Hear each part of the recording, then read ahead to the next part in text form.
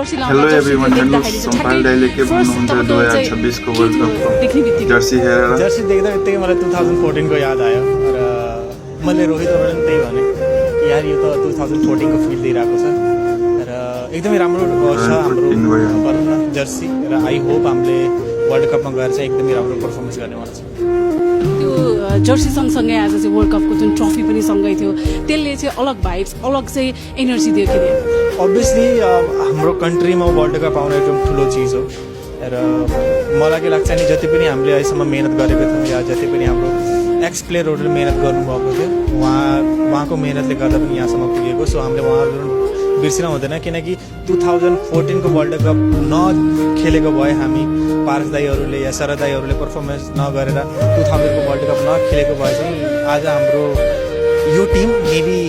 World कपको बारेमा या फेरि कन्ट्रीलाई क्रिकेटको बारेमा त्यति थाहा हुन्थेन होला किनकि अहिले पनि धेरै हेर्नुहुन्छ नि क्रिकेटको बारेमा त्यति धेरै थाहा छैन। बट वी आर ग्रेटफुल कि अब एटलिस्ट मान्छेले हेरिरहेको छ हाम्रो एनपिएल जस्तो ठुलो